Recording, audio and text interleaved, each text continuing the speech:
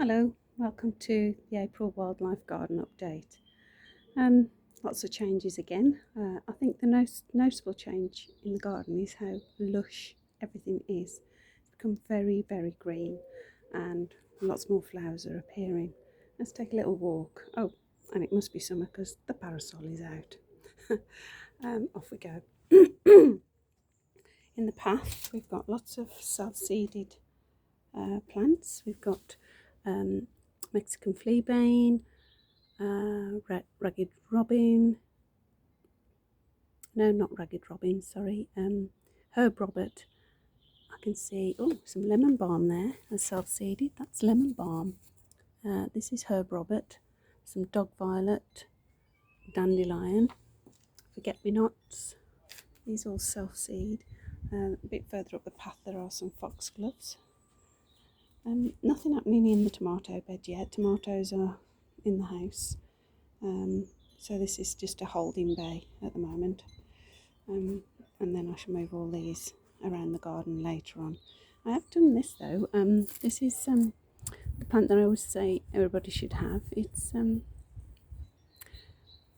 green alkanet in a pot. If you want to have it in a pot so it doesn't take over your garden, it's a good idea. And then you can put it wherever you want. I should be potting that on, having some down by the house. As we go up the garden, oh yeah, there's foxglove, look, in the path, yeah, you can see, foxglove there. Amazing how they seed into this little area. Foxglove there, and some more foxglove in the shade, there. Big log there, big dead log. We brought that back from, found it on the side of the road and brought it back. Get some great fungi growing on it later in the year. Acer trees aren't wildlife friendly obviously, but I just love acers. Up the path, the first border, that's the beginning of the border, we've got this lovely green here. We've got some it's a blue flower. I can't remember the name of the blue flower. My husband's just caught a bee. He loves catching the bees in the garden. He's just caught a solitary bee. He's been trying to catch a female for days. He caught the male yesterday. So, oh, and you've got the female. Yeah, so we've got geranium. This is a lovely geranium. It has blue flower on it. Lovely foliage, and so it's a bed of blue there later. We've got wallflowers. There's a hairy-footed flower bee. Honesty. Wild strawberry. Love these strawberries, so delicious. More wallflower. This area is just sort of a holding bay as well. I do a bit of potting there. There's some carrots growing in my buckets, and this is purple sprouting broccoli. And of course, it's great for the caterpillars of the white butterfly, large and small. So if you don't want to eat it, just great for the butterflies. We left these boxes up because we knew we'd got some mason bees in, and they've emerged now. If I show you the hole here, there was a mason bee in there that's come out in the last few days, and so is that one. They were successful, thankfully. This one's still solid, so I presume that one's a goner. Let's carry on up the garden over the gravel bed. Nothing much changing here. It's just becoming lush. Only herb robert, the geranium, ivy. Lovely. Planted some sweet peas. These are for the solitary bees and other insects, but solitary bees absolutely adore sweet peas. So sweet peas there. More strawberries. Lots of strawberries there. Poppies, mixture. A lot of these is just self-seeded. You can see dandelion, all sorts in this pot. And the wallflower. The Rosemary's beginning to grow. Not rosemary, lavender. There's a lot of dead on it. With that sudden cold frost, the new growth got nipped, but it's. I might give that another clip because the new growth's coming up. It was all lovely and green, but yeah, those last frosts nipped it. The Russian sage is doing fine. That's okay. Bluebells coming up, Spanish bluebells, loads and loads of them. As I said, the garden is absolutely packed with them, but the bees use them, so it take me forever to dig them out and naturalise into native bluebells, so I'm just going to leave them. We haven't got any native bluebells by us, so they should be fine. The dandelions are looking beautiful everywhere. This bed's changing a lot. Still the tall plants to come up. We've got Joe Pye plant in here. You wouldn't believe there was a plant in here, but Joe Pye plant grows in here, and there's the little shoot coming, and they get to about 5 feet tall as the cutting from last year. It looks like nothing's going to happen, but there it is, all starting again. And Fennel's the same, gets to a massive height. They get to about 5 foot tall. Is that 2 meters? A meter? 2 meters? I'm not sure. I'm not very good with metric. It's been 60. I can't remember what metric is compared to feet and inches. Anyway, so the bed's getting fuller. The lovely oregano is coming up. That spreads everywhere. It looks small at the moment, but that will fill the bed. Wallflowers, foxgloves, just shrubs, different kinds of geranium. We've got a white one, a pink one. This shrub's just starting to come into leaf as well. These are brilliant flower, lovely pink flower on it. The fence is still a bit bare.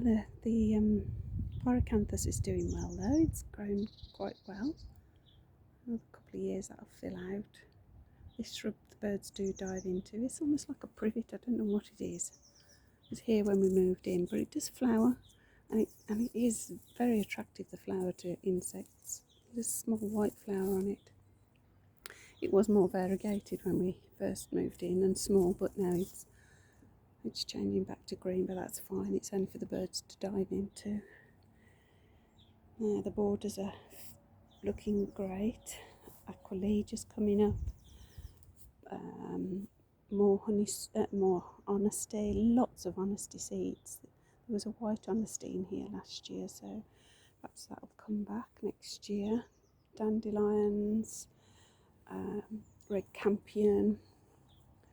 There's a shrub of it. It's only young, it's only a baby, a hawthorn here. And that'll get some height to it. The red currant is finished now. It's almost gone over now. But a lovely shrub. I'll give that a clip to make it fill out a bit more. Just scared off the starlings. The starlings were having a super bath in the water. They made it look very grotty now. They've all been in there bathing. I'll get that changed. This is the shady bed that I was saying I'm having a job to know what to do with, but look at it now. The woodruff's taking over. We've got Joe Pye plant, Jack by the hedge plant at the back. More bluebells. There's a lot of allium seedlings here because it used to be a very sunny border and I had purple alliums here. But now it's shady. They just send up green shoots, but that's fine because it's coverage of the ground and frogs can hide in there. We've got red campion there, foxgloves. Yeah, it's filled out lovely. That's a kind of poppy is growing there. This bed's in the sun at the moment, so it's looking nice. We've got lemon balm, cowslips, it's the woodruff that sort of makes the difference. This will have little white flowers soon. Here's a young ash tree seedling. I get these everywhere. Ash tree seedlings. I've done a bit of planting. It's in the shade. I hope you can see if I zoom in. In the far corner I've planted another pyrocanthus. Also where the frame is, I've planted you see it there, is a winter flowering clematis. I've noticed some lesser celandine coming up in here. There's a couple of patches, so I'm hoping they'll spread nicely. A lot of flowers really doing well now. The difference is amazing. I can see a cherry sap. This is the problem with cherry. Can you see this? This is cherry. They send up suckers everywhere. And it's a big tree, that tree. Sorry about the shadow. Here's the cherry tree. It is in flower though, so it looks lovely. It's massive, but it's lovely. And in the background are pear trees in my neighbour's garden. Not sure how long the pears will last. It's like a conference pear, but they don't like trees, and they have bought that house, so it will probably get chopped down eventually. So it's great that we have successive flowering of trees. We get damson. Oh look, just zoom in over here. The birds have come down. As soon as I walk away, the birds come back down. Starling there. They're after the dried mealworms I've sprinkled out. Here's successive flowering. So we have plum tree first.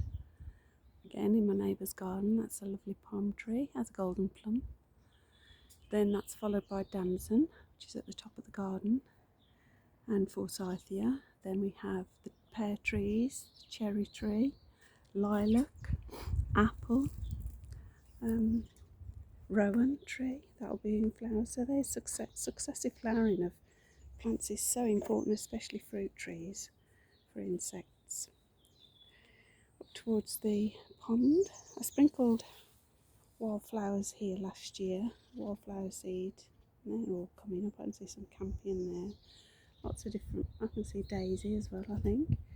So yeah, that should look nice later on. The pond is looking great.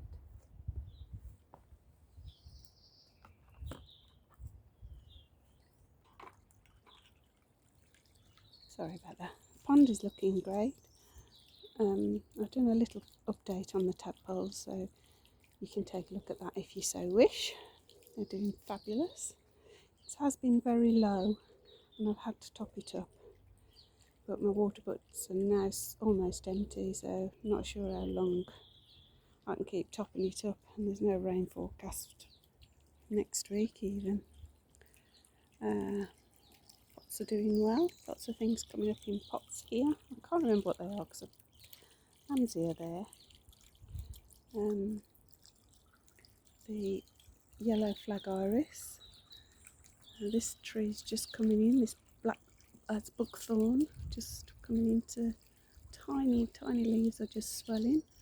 A lovely. It's a lovely. You can see bees on it now. There's the female flower-footed bee. She's feeding on that. It's a quince shrub. Usually I get lots of bumblebees on it. There's none today. I haven't seen any bumblebees today actually. It's a bit strange. But yeah, you can see it's busy. Might be a carder bee in the background. Yeah, I think there's a carder bee in the background. Or is it no, it's a tree bumblebee. Honeysuckle, nothing using the bird boxes this year, but honeysuckle is going well. And under the apple tree, proper woodland look. Got they're not flowering as much this year, the lungwort. There's lots of young ones, but normally this is full of lungwort flowers, but they've not done so well this year. hopefully next year they'll be better. But it's proper woodland garden really there. There's a foxglove appearing. Let's see a foxglove. The slates are good. They're old slates from our old kitchen roof, and of course a collection of spiders in there. Might have some beauties get in there. So old bricks and slate is good in the garden. Going towards the end of the garden now, we'll go through the little arch. Oh, the fruit bed. Yeah, the raspberries are looking great. Flowering next month. So are the white currants, absolutely gorgeous. Beautiful flowers on a white currant. Lovely green colour. Gorgeous little flower. Really lovely. And the holly, I noticed, has got lots of buds on too. There we go. Lots of buds. So that's being flowered too. And we do get holly blue butterflies. We've had, so far this year, we've had a peacock, had orange tip, and speckled wood. There was a speckled wood dancing around earlier, but I haven't seen it since. Through the arch, the Montana clematis is in bud. We've also got a wisteria, but I don't think this will flower, it's just leaves. It's only a young plant. That's doing quite well actually. It's growing across the top. So yeah, that's fine. That's growing all up there. They're very green. Oh, lovely. More raspberry. Come to the log pile, big log pile that we have. Lots of nettles coming up in the log pile now at the front and behind. They stay in some long time, so we do get creatures laying their eggs on there. We haven't had caterpillars. We had comma caterpillar recently on there last year, so yeah, it's important to have them. We don't get as many butterflies as some people do, but still grow them. You can keep them contained like I do here. Have a patch, it's worth it, definitely worth it, especially if you have a sunny garden.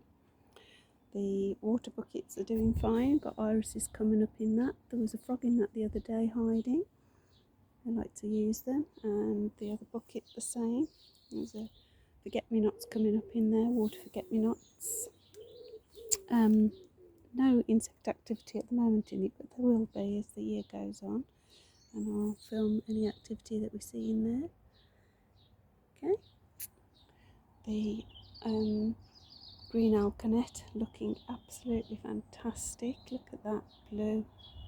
I mean, that is just such a beautiful blue flower. Look at that. Gorgeous blue. I love it. Again, only have it if you can contain it. It does get enormous. Buddleias have been trimmed back, ready.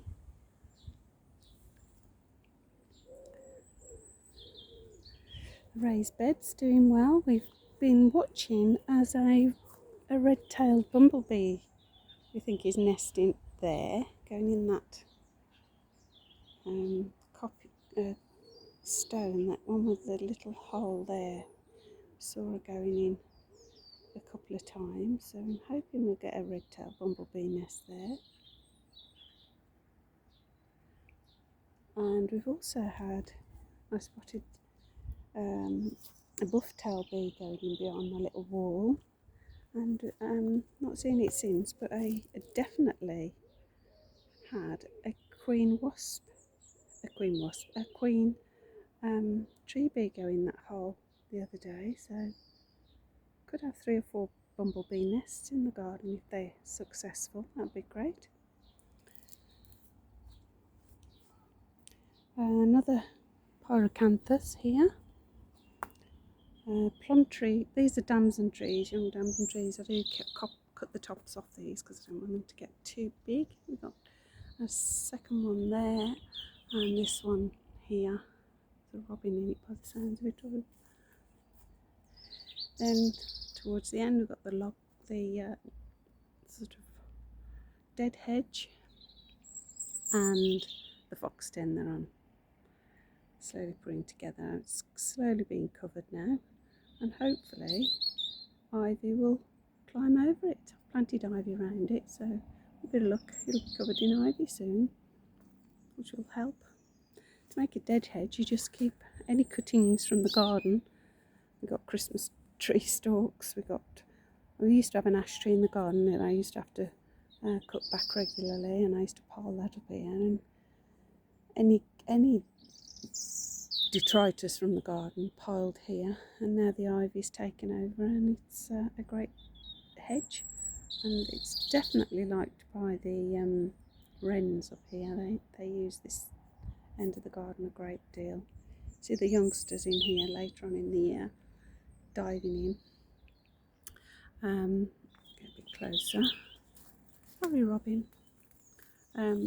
We've got in that pot is my oak tree, not in leaf yet, and behind it the taller plant is hazel, again not in leaf yet.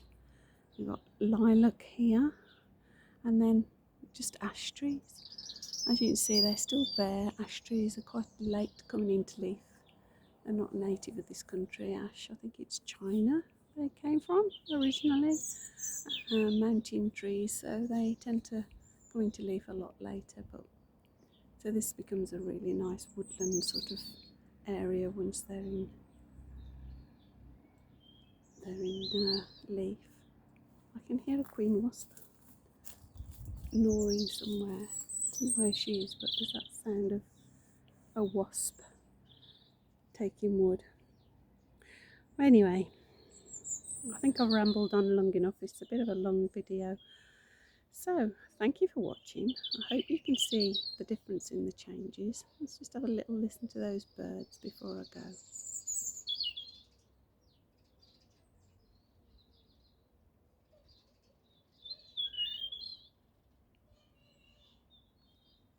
Thanks for watching.